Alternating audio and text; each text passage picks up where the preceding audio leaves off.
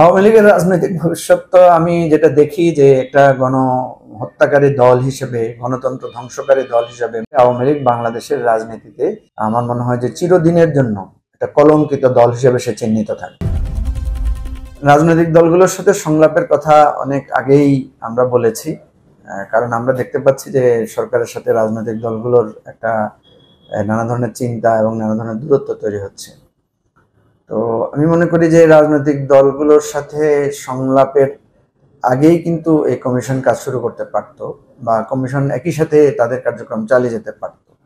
এমনিতে কমিশন হওয়ার পরে আজকে অনেক দিন হয়ে গেল, প্রায় 15-20 দিনের মতো হয়ে যাচ্ছে, কিন্তু কমিশনের কাজ এখনো ওইভাবে শুরু হয় নাই।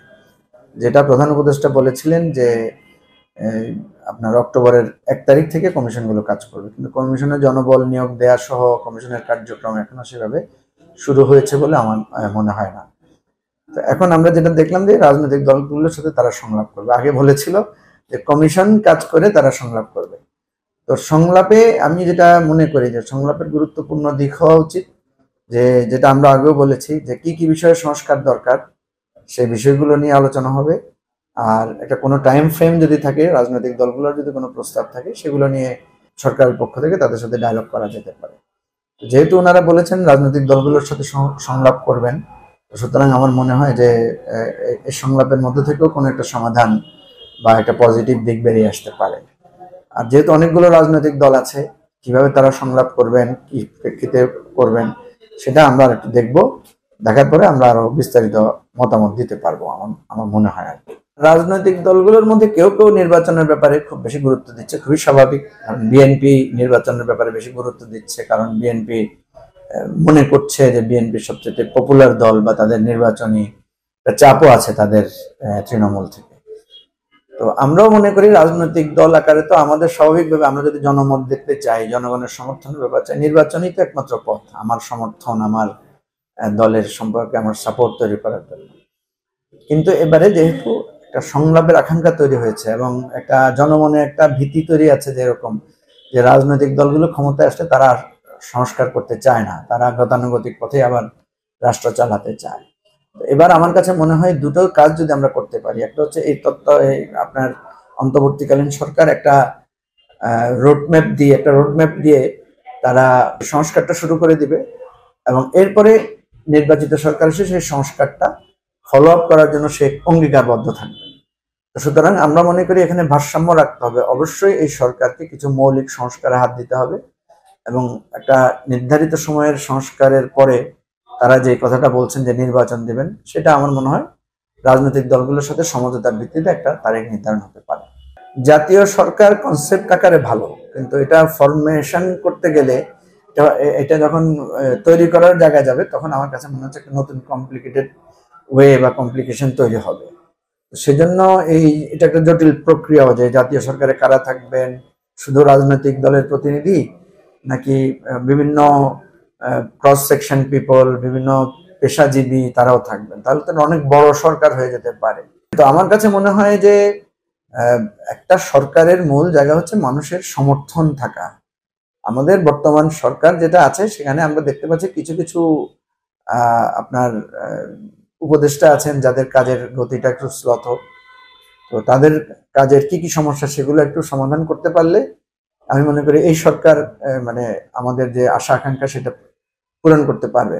আর যদি মনে হয় যে কোনো কোনো উপদেষ্টা দায়িত্ব পুনর্বর্ণন করা দরকার, বা নতুন করে আরো কিছু উপদেষ্টা নেওয়া দরকার, অথবা উপদেষ্টাদের মধ্যে কাউকে কাউকে সরিয়ে সেখানে অন্য যোগ্য কাউকে দেওয়া দরকার, এটা করলে আমার মনে হয় যে একটা জাতীয় সরকারের যে আকাঙ্ক্ষা সেটা আমার মনে হয় পূর্ণ হবে।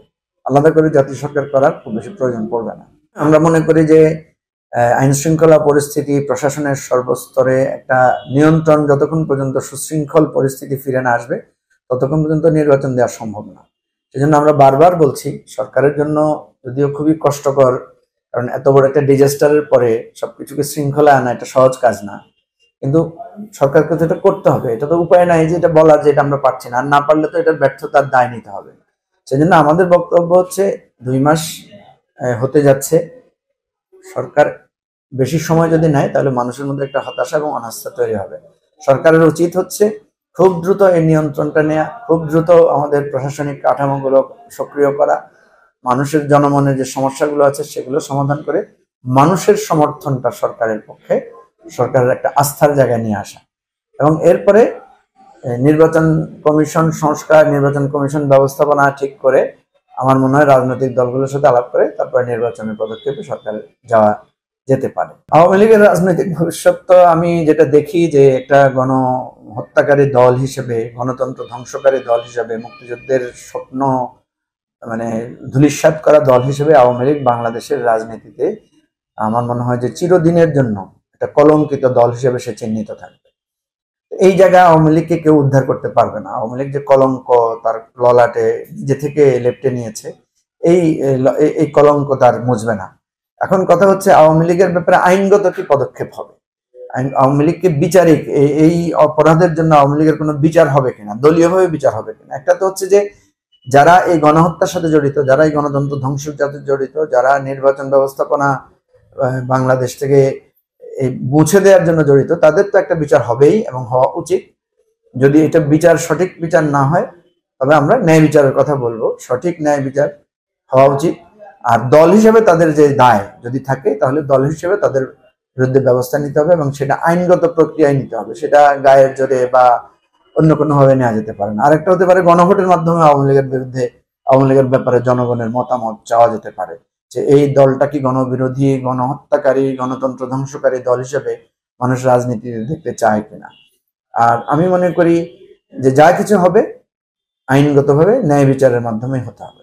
হ্যাঁ, এরকম কাজ তো আওয়ামী লীগের লোকেরা করতেই পারে, এটা অতীতেও আমরা দেখেছি বিভিন্ন সময়ে স্বৈরাচারে যারা দোষর ছিলেন, কারণ আমরা তো জানি 90-এর অভ্যুত্থানের পরে জাতীয় পার্টির লোকেরা নানাভাবে তারা আমাদের এই নানা রাজনৈতিক দলের সাথে জোট করে তারা আবার রাজনীতিতে নিজেদের অবস্থান তৈরি করে নিয়েছেন। তো গণতান্ত্রিক দলগুলো বারবার এই ভুলটা করে।